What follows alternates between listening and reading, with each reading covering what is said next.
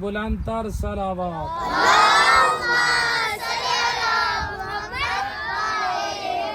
اعوذ باللہ من الشیطان الرجیم. بسم اللہ الرحمن الرحیم.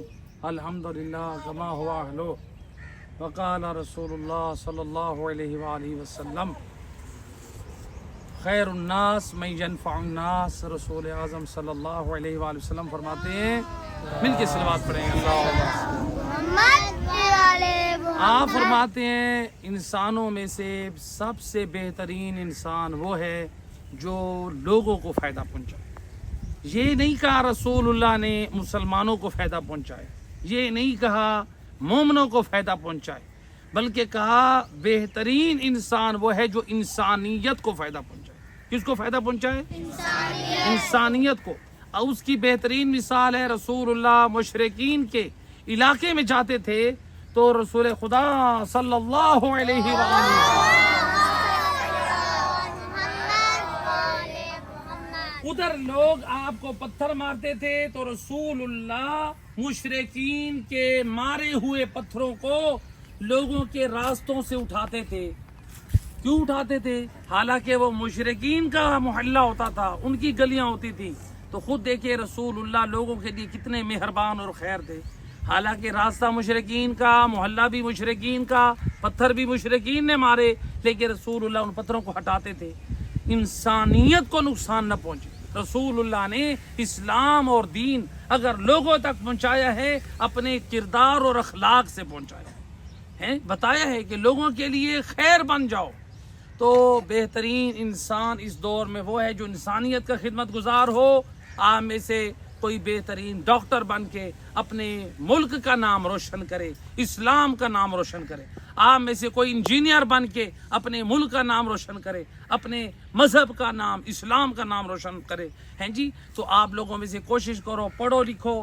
کوئی آپ میں سے سائنٹسٹ بنے، کوئی آپ میں سے انجینئر بنے، کوئی آپ میں سے ڈاکٹر بنے، کوئی آپ میں سے عالم بنے، کوئی آپ سے یعنی مختلف جو ہے دنیا میں انسان کامیاب انسان بنے، جس سے انسان اپنے وطن کے لیے بھی عزت کا سبب بنے اور اپنے دین اور مذہب کے لیے بھی انسان عزت کا سبب بنے اور اپنے والدین رشتہ داروں کے لیے، اپنے دوستوں کے لیے بھی انسان عزت کا سبب بنے.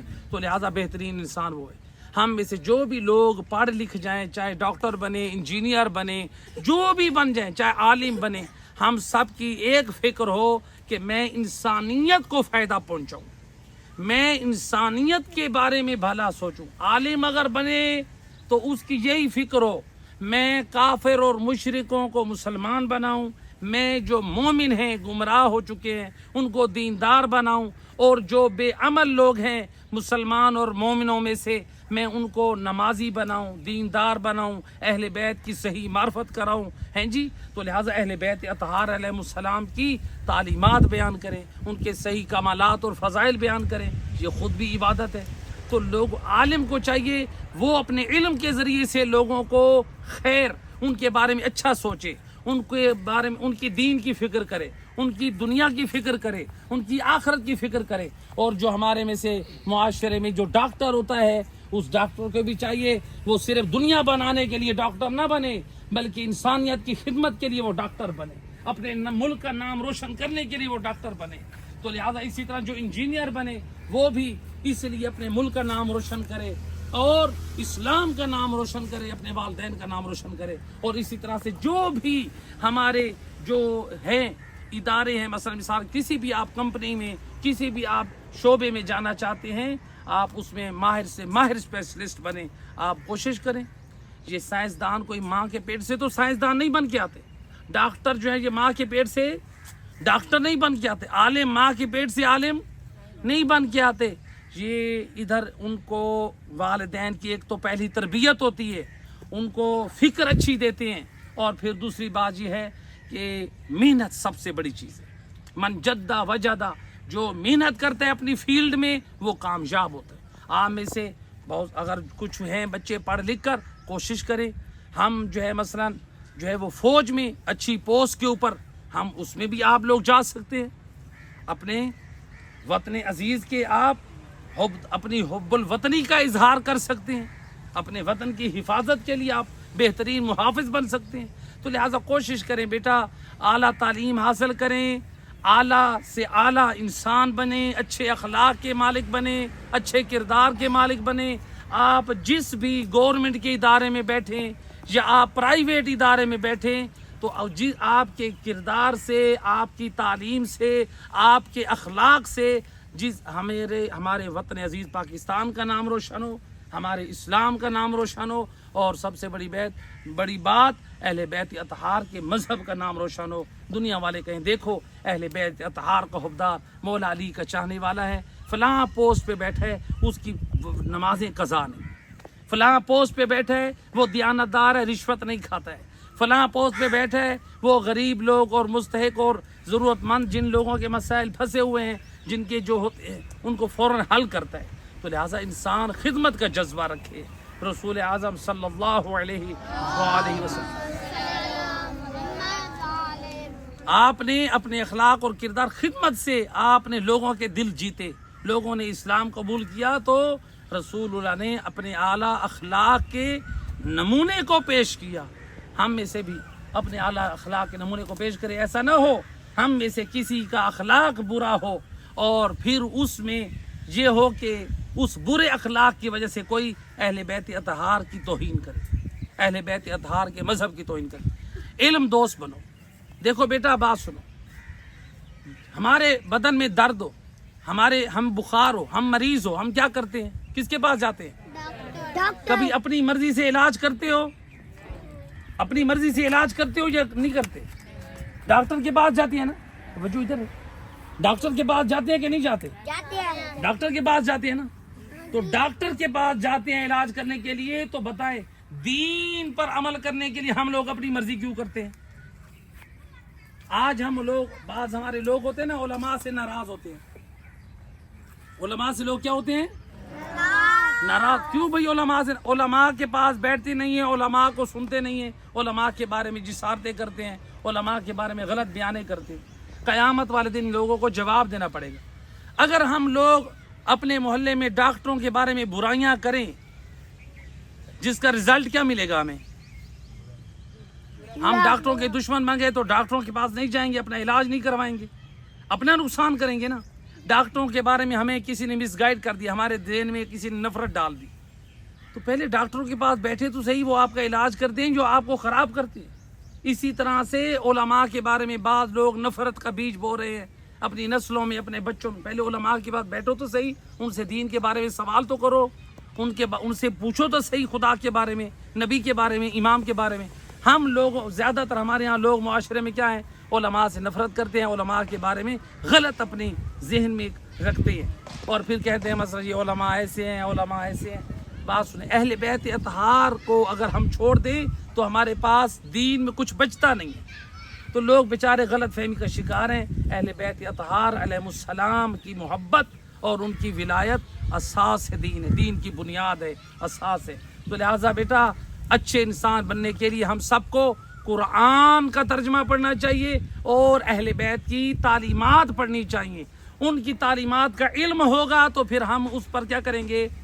عمل کریں گے. رسول اللہ نے مولا علی علیہ السلام کے بارے میں جو اعلان کیا تھا، کس چیز کے بارے میں کیا تھا؟ کیا فرمایا تھا؟ انا مدینۃ العلم و علی، میں علم کا شہر ہوں، علی اس کا دروازہ ہے. رسول اللہ نے اپنے علم کا وارث مولا علی کو بنایا. افسوس ہے ہم مولا علی کو تو مانیں لیکن مولا علی سے علم حاصل نہ کریں. لہذا مولا علی علیہ السلام سے علم حاصل کر کے اپنا اخلاق اچھا کریں, اپنی اللہ کے بارے میں عقیدہ صحیح کریں, رسول اللہ کی معرفت صحیح کریں, اہل بیت اطہار کا جو صحیح عقیدہ ہے وہ صحیح رکھیں, اپنی نمازیں صحیح کریں, اپنا روزہ صحیح کریں, اپنا حج صحیح کریں, اپنی آداب زندگی کو صحیح کریں, لوگوں کے ساتھ صحیح پیش آئیں. حلال حرام ان ساری چیزوں کے اوپر ہم تب عمل کر سکتے ہیں جب ہمارے پاس دین کا علم ہوگا. اللہ تعالی ہم سب کو قرآن وارثان قرآن محمد وآل محمد علیہ الصلوۃ والسلام کی تعلیمات پہ عمل کی توفیق عطا فرمائے. کریم مہربان اللہ, یہ ہمارا جو ٹرپ مدرسہ جامع الحجت علیہ السلام کی طرف سے بار الہ ان تمام بچوں کو دین و دنیا میں کامیابی عطا فرمائے. مدرسہ الحجت علیہ السلام کو ترقی اور کامیابی عطا فرمائے. کریم مہربان اللہ, جتنے مومنین مومنات اس ادارے کو سپورٹ کر رہے ہیں, کریم اللہ ان کو ان کے مال جان رزق میں برکت عطا فرما, ان کی جملہ حاجات پوری فرما. کریم مہربان اللہ, ہماری خطاؤں غلطیوں کو درگزر فرما. امام زمان علیہ السلام کا جل ظہور فرما. مل کے امام زمان علیہ السلام کی سلامتی کی دعا پڑھتے ہیں. بسم اللہ الرحمن الرحیم. اللہم کل ولیک حجت صلوات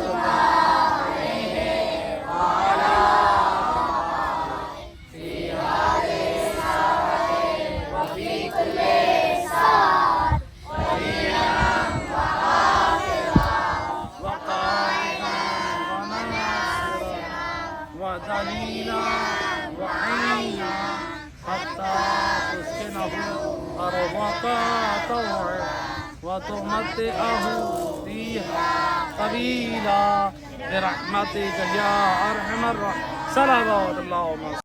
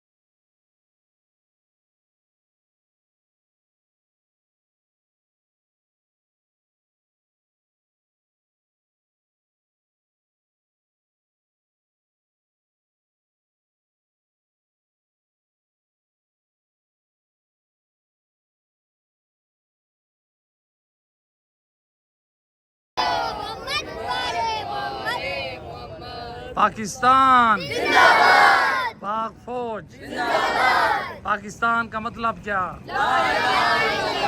ماشاء اللہ، صلوات پڑھ دے محمد